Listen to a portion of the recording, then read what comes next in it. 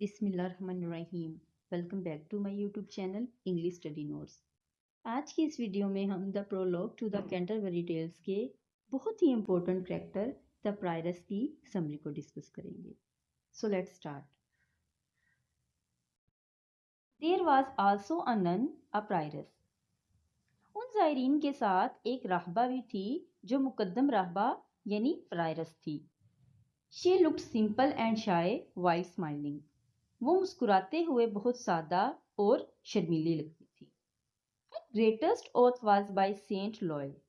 وہ سب سے بڑی قسم سینٹ لوئے یا الوئے کی کھاتی تھی۔ She was named madam Eglantine, اور وہ میڈم ایگلنٹائن کہلاتی تھی۔ Well she sang the divine service part of a prayer in the church and sang very nicely through her nose. وہ گرجے میں عبادت کے دوران میں مذہبی نغمے بہت اچھے انداز میں گاتی تھی کیونکہ اس کی آواز منہ اور ناک سے ملے جلے انداز میں آتی تھی۔ She spoke French elegantly after the manner of Stratford at Bow, but of French spoken in Paris, standard French language, she knew nothing. اور فرانسیسی زبان تو وہ بڑے اچھے اور شاندار انداز میں اسٹریٹ فورڈلی بو کے لہجے میں بولتی تھی، لیکن جہاں تک پیرس میں بولے جانے والی فرانسیسی زبان کا تعلق ہے تو وہ اس سے انجان تھی۔ She was well taught the art of eating in a nice manner. As a result, she did not let a morsel fall from her lips, nor did she let her fingers dip deep in the sauce. اسے کھانے پینے کے تمام اچھے آداب کی تربیت بھی دی گئی تھی۔ یہی وجہ ہے وہ نہ تو اپنے منہ سے کوئی نوالا گرنے دیتی اور نہ ہی کھانا کھاتے وقت اپنی انگلیاں سالن میں ڈوبنے دیتی۔ She knew how to carry a morsel and how to hold it before putting it in the mouth, so that not a drop fell upon her breast. وہ لقمہ بہت اچھے انداز میں اٹھاتی اور اسے منہ تک لے جاتے ہوئے اس طرح پکڑے رکھتی کہ سالن کا کوئی قطرہ بھی اس کے کپڑوں پر نہ گر سکے۔ She took great delight in courtesy. شائستگی میں وہ بڑی فرحت محسوس کرتی۔ After she had drunk, she wiped her upper lip so well that even no slightest speck of grease, oil was to be seen in her cup.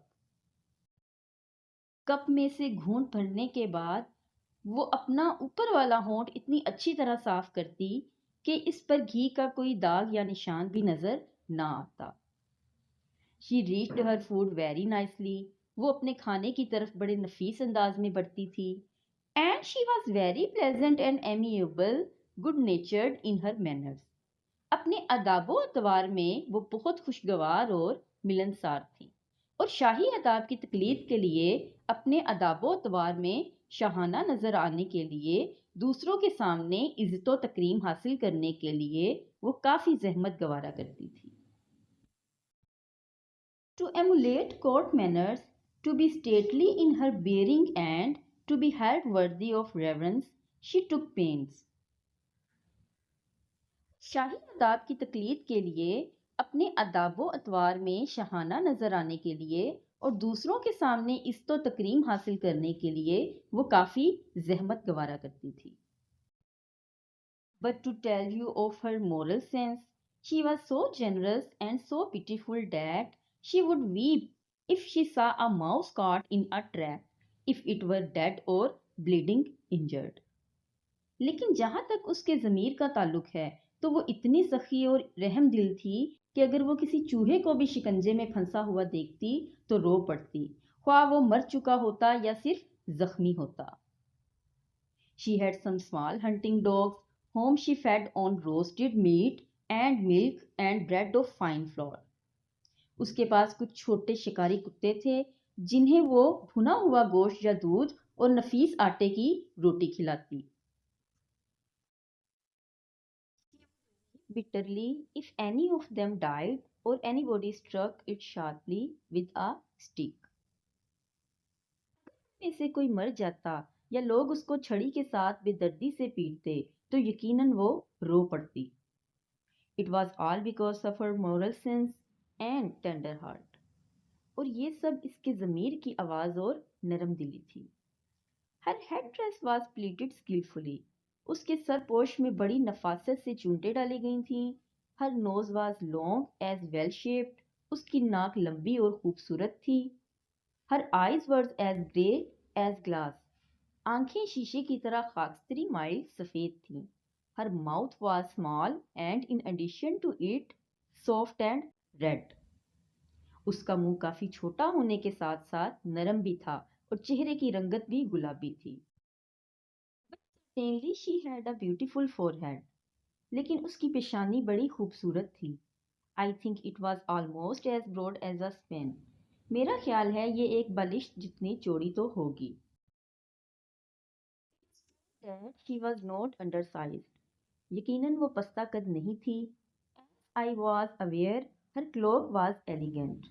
جہاں تک مجھے پتا ہے اس کا چوگا بہت شاندار تھا. Round her hand there was a coral rosary whose larger two beads were green. اس کے ہاتھ میں مونگے یعنی مرجان سے بنائے گئے چھوٹے موتیوں کی ایک مالا تھی جس میں بھڑکیلے سبز رنگ کے 2 موتی بھی تھے. And a brooch of shining gold was hanging on them. اور ان کے ساتھ سونے کی چمکتی ہوئی سجاوٹی پن بھی لٹک رہی تھی. On the brooch it was engraved first an A with a crown. A stand for Amar, love, divine love. And after that, Amar vincit omnia. That means love conquers all things. اب جس پر سب سے اوپر اے لکھا ہوا تھا اور پھر لکھا تھا محبت ہر چیز کو فتح کر لیتی ہے. Another nun and 3 priests with the prioress.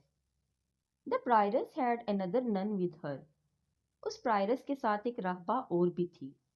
She was her chaplain, private secretary, جو کہ اس کی ذاتی سیکٹری تھی. She also had 3 priests. اس کے ساتھ 3 پادری اور بھی تھے. اس کے ساتھ ہی ہماری آج کی ویڈیو ختم ہوتی ہے. ملتے ہیں نیکسٹ ویڈیو میں ایک نئے ٹاپک کے ساتھ. تب تک کے لیے اللہ حافظ.